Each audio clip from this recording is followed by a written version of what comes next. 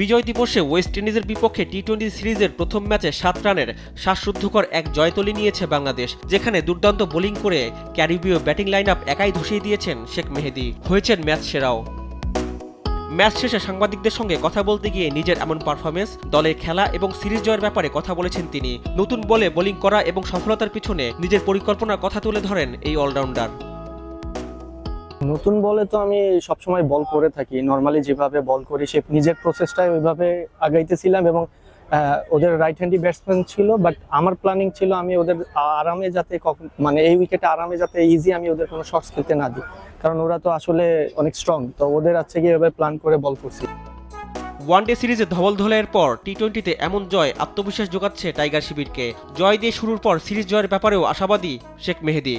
চেষ্টা ভালো করতে পারেনি, বাট আলহামদুলিল্লাহ যে আজকে বিজয়ের মাসে টি-20 দিয়ে আবার শুরু করলাম। ইনশাল্লাহ সামনে আরো 2টা ম্যাচ আছে, ইনশাল্লাহ সিরিজ জেতার জন্য আমাদের যা কিছু করতে হবে ইনশাল্লাহ সেই জন্য প্রস্তুত আছে সবাই।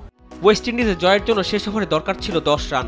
দুর্দান্ত বোলিং প্রদর্শনী দেখিয়ে সেই ওভারে মাত্র 3 রানে ক্যারিবীয়দের আটকে রাখেন তিনি। এমন সমীকরণের সামনে দাঁড়িয়ে আয়ারল্যান্ডের বিপক্ষে একটি ম্যাচে হাসানের বোলিংয়ের স্মৃতি মনে করে তার উপর বিশ্বাস ছিল বলে জানিয়েছেন এই টাইগারের স্পিনার। হাসান আবারও প্রমাণ করছে। হাসান আমার মনে আছে আমি একটা আয়ারল্যান্ড সিরিজে হাসান ডেথ ওভারে একটা ম্যাচ জিতাইছিল, আমার ওই ফিলিংসটা আবার চলে আসতেছিল। হাসান হয়তোবা পারবে, আমার হাসানের বিশ্বাস ছিল কিনা আমি জানি না, বাট আমার নিজের ভিতরে ওই বিশ্বাসটা ছিল যে হাসান হয়তোবা এই ম্যাচটা শেষ করবে।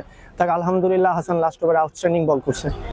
এই সিরিজে অধিনায়কত্ব করছেন লিটন দাস। ম্যাচ শেষে লিটনের অধিনায়কত্বের প্রশংসা করতেও ভোলেননি মেহেদী। মাঠে লিটনের নেতৃত্বকে সাহসী এবং অসাধারণ বলে মনে করেন তিনি।